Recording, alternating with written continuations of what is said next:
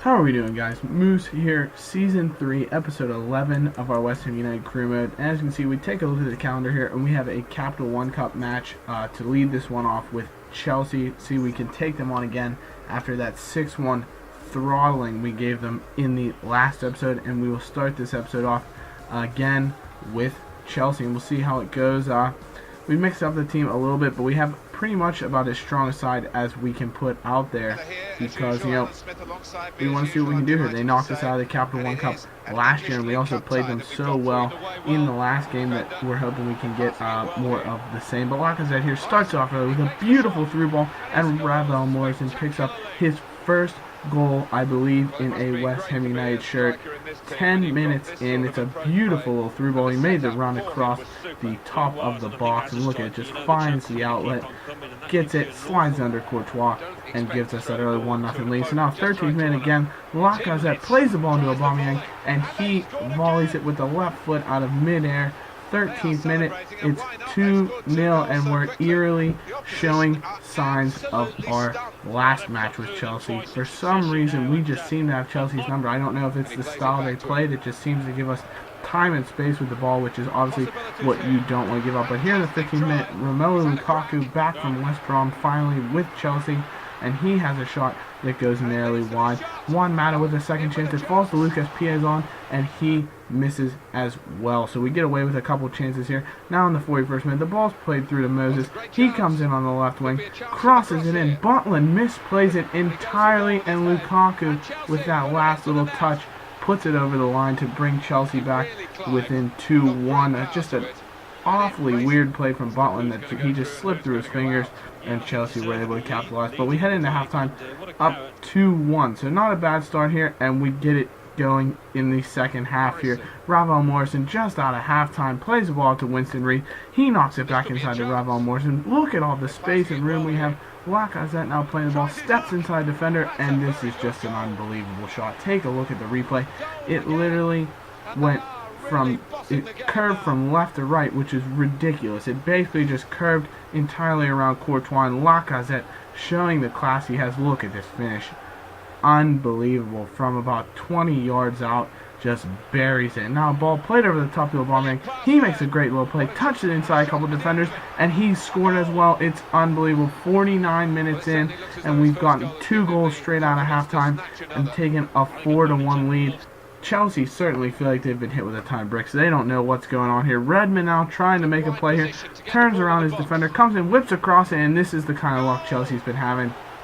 It goes in off their defender trying to clear it. It should have been an own goal, but Redmond gets the call for it, and we will certainly take that as we go up 5-1 now. Piazon plays the ball inside to Juan Mata. He makes a nice little step around defender, has a shot, but Butland, strong hand to the ball, keeps it away. And now 84th minute, Aubameyang turns inside a couple of defenders, making some space for himself, and rips a shot from outside with the left foot that squeezed through about 3 defenders, gaps in them, and found its way into the net. Just the ball had eyes, finding its way through and into the goal. And then finally, one last chance for Chelsea there. A couple corners here, missed it on that one, but it was deflected wide. Coming in with another corner here from Moses, plays inside to Piazon, it's cleared away, has a shot, and Butland with a stupendous save. So Chelsea now with their 3rd corner row, trying to just get back a little hope, but we're going to clear this one away. Clear it up and take a 6-1 drubbing of Chelsea, taking them to the cleaners with a 6-1 victory here, and we will be advancing in the Capital One Cup. Aubameyang with 3 goals, I believe, and Lacazette had a goal and 3 assists. So just some fan. And look at it. It's not like the game was completely outlandish in terms of the stats. We were pretty even in shots on target, possession. We just seemed to score on everything we put on goal. So I'm going to take blame on Courtois. I think he's really struggling for them as they try to get him in as the number 1 instead of Petr Cech. But we take a look at what our scout brings us back from Scotland, and we put Mark Sives here. We brought him in, and we'll see what he can do for the team. He had a 71-94 potential, so hopefully it's on the high end, but we shall see. So now we get into a match here with Newcastle. And obviously we had to mix the squad up a bit after that cup game, and for the most part we have a good starting lineup in there. But Newcastle here in the rain at the Olympic Stadium, they've been our bogey team, to be honest, the team that we just can't seem to find a way to beat in the Premier League. We obviously beat them in the FA Cup final last year, but even then they took us to penalties, and that was with 10 men. They also have Ricardo Vaz on their team, but we have Pierre-Emerick Aubameyang, and he scores an absolute beauty of a shot here in the 5th minute, just dancing around the defenders and ripping a low shot off the post, and then Kroll had no chance on it. It's an absolutely perfect shot. Look at that off the post. Just a beauty to take the 1-0 lead. But like I said, Newcastle give us a hard time. They also have Ricardo Vaz, who we sold to them earlier in this season in the transfer window, but he will not be featuring in this game. He's not in the starting lineup. He also didn't come in off the bench for him. But Sissoko here with a nice little fake shot, whips across and falls to Aubameyang, has a shot, and that's a fantastic save by the keeper as Aubameyang looked to pick up his second and give us that little bit of breathing room that we need here. But another beautiful play as he flips the ball long over the top for Lacazette, using his pace to run onto it, but another great save by the keeper to keep Newcastle within a goal as we take the 1-0 lead into halftime. And we come out in the second half, and Newcastle trying to get something going offensively. Ben Arfa plays the ball inside Demba Ba. He comes in, gets it to overtime, but it goes away. But look at that. Tompkins came in with a rash challenge and gives away a penalty. So this is a tough break for us as we come forward, and Demba Ba steps up to take it. And needless to say, I don't like Demba Ba. He seems to be the one guy that just absolutely destroys us, and he freezes Butland with the little stutter step, scores in the 61st minute, and that is all she wrote. 1-1 draw, full time, as the referee blows the whistle. So a tough game for us. Demba Ba proving to be the thorn in our side that he usually is, scoring the goals. You can see we held possession, had a few more shots, but, you know, probably a fair result, you know, except for those couple chances where they made some great saves. But Sides accepts the contract. We bring him in the team, as you can see.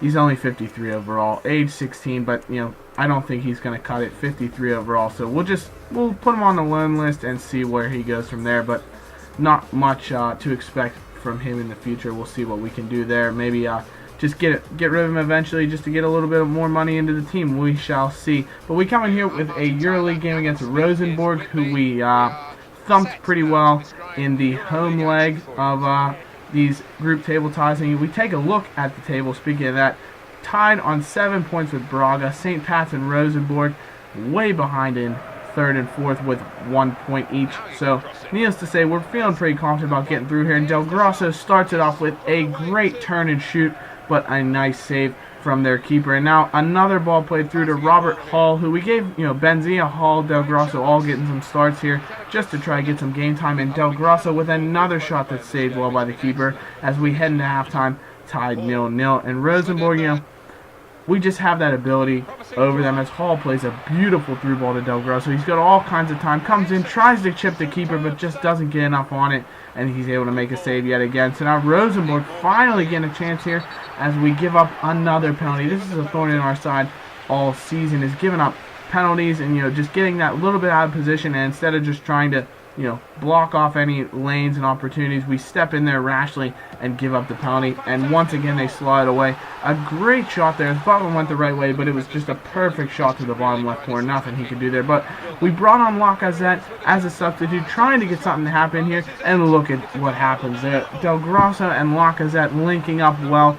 Lacazette with the first shot, stopped by the keeper, but Del Grosso comes in, picks up the rebound, buries it into the empty net, and you know, cleans up the trash in front, puts it away to equalize here and tie it at 1-1. So now this is a note here. Diame comes off as well.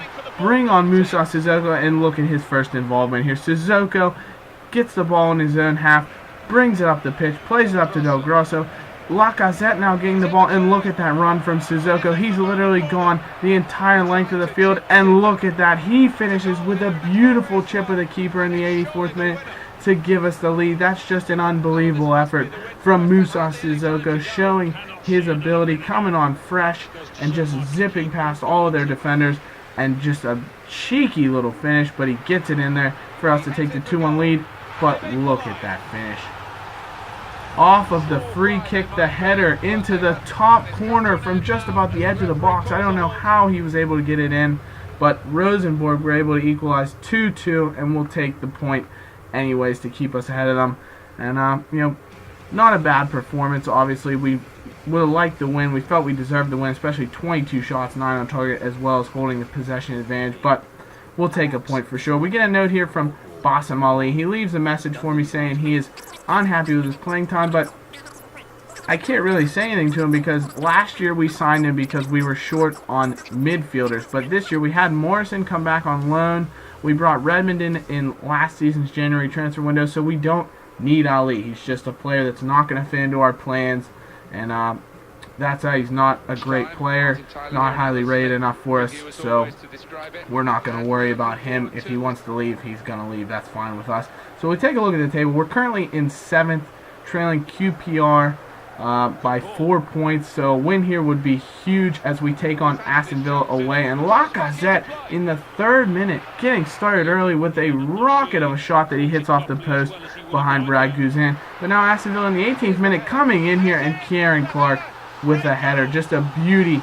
Gets past, I'm not sure who was defending him. We'll take a look at it in this replay, but he out-jumps him and buries it in there. I believe it was Danny Wilson playing center back today, and he was just out-jumped, and Clark with the finish. But a beautiful ball played through here to Nathan Redmond. Comes in, has a shot, and Brad Guzan with a fantastic sprawling save as we try to catch them on the break yet again.